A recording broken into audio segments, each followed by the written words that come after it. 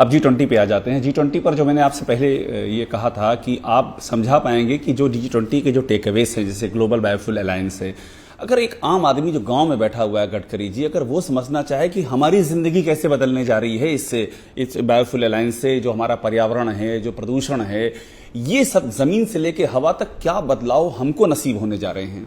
देखिए, पहली बात ये समझना पड़ेगा कि G20 के जो देश है, से अमेरिका भी है, ब्राज़ील भी है, बांग्लादेश भी है, इंडोनेशिया भी है। हमारे यहाँ ये देशों में सबसे बड़ी समस्या ऐसी है, बहुसंख्य देशों की, कि हम लोग फॉसिल फ्यूल इंपोर्ट करते हैं, पेट्रोल, डीजल और गैस। हमारे देश में अभी 16 लाख करोड़ का इंपोर्ट है और आने वाले 2-3 साल में वो 25 लाख करोड़ का होगा।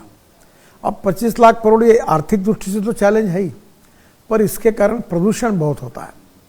और हमारे यहाँ ऐसा भी एक रिपोर्ट आया कि दिल्ली में जो प्रदूषण हो रहा है रोड में, विशेष रूप से उसके कारण प्रदूषण, एयर पोल्यूशन के कारण दिल्ली के आम आदमी का जीवन 10 से 12 साल कम हो रहा है। हाँ, ये बहुत गंभीर मुद्दा है, संवेदनशील है। और इसलिए हमने ये G20 में बायोफ्यूल अलायंस की है। अब 2 प्रकार के अल्टरनेटिव है, एक अल्टरनेटिव फ्यूल और बायोफ्यूल। बायोफ्यूल में आता है इथेनॉल, जो किसान तैयार करता है। हमारा किसान पहले अन्नदाता था, अब ऊर्जादाता बन गया। अब बिटुमिन तैयार करने वाली पॉलिसी ला रहे हैं, वो बिटुमिन बनाएगा।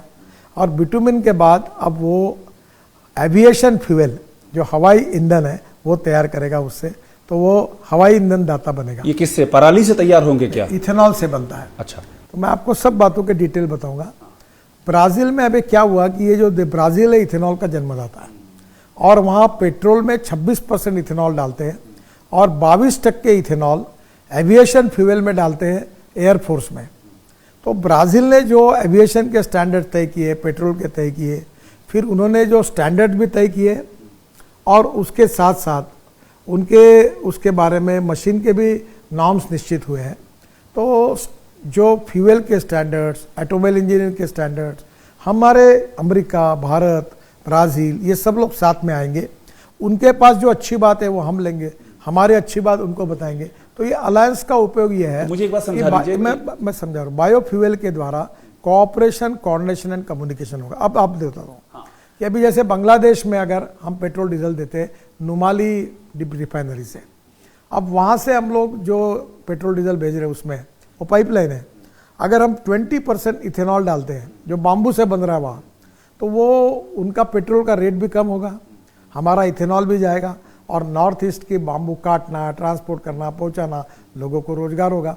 तो इथेनॉल का फायदा किसानों को है, इथेनॉल का फायदा कृषि विकास को है, इथेनॉल का फायदा ग्रामीण इंडिया को है, इथेनॉल का फायदा किसान की आय बढ़ाने में है, और इसमें किसान समृद्ध संपन्न बनेंगे। अभी हमारे देश के जीडीपी ग्रोथ में एग्रीकल्चर का कंट्रीब्यूशन केवल 12% है और पॉपुलेशन 65% है। मैन्युफैक्चरिंग सेक्टर का 22 से 24% है, हमारे सर्विस सेक्टर का 52 से 54% है। ये एग्रीकल्चर सेक्टर का 12% से 22% पे जाएगा, क्योंकि ये बायोफ्यूल जो 3-4-5 लाख करोड़ है, ये ग्रामीण क्षेत्र में जाएंगे। इससे नए रोजगार मिलेंगे, किसानों को रोजगार भाव मिलेगा अच्छा, युवाओं को रोजगार मिलेंगे, और उसके साथ साथ सबसे बड़ी बात है, देश का इंपोर्ट कम होगा, देश का प्रदूषण कम होगा, और किसान की आमदनी बढ़ेगी। और ये जो विन विन सिचुएशन है, ये इसका फायदा होगा।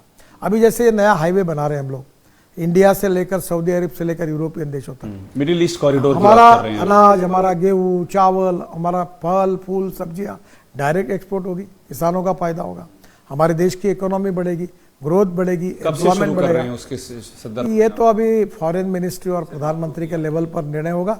जब हमको इस काम को असाइन किया जाएगा तब उसकी हम शुरुआत करें। पत्रकारिता कोई इमोशन नहीं है, ना अपना कोई ज्ञान देना है और ना कोई विचार थोपना है। पत्रकारिता क्या है?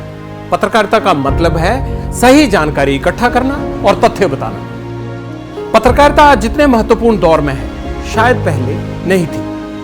इस दौर से निकलने के लिए सिर्फ सच दिखाने की जरूरत है, वो सच जो आपके हित को आगे रखे। इसलिए अब रात 9 बजे प्राइम टाइम नहीं होगा, ये आपका टाइम है।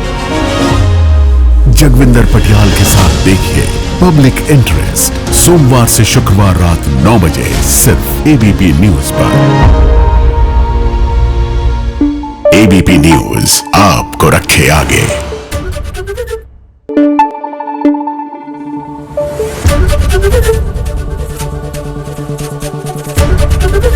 एबीपी न्यूज आपको रखे आगे।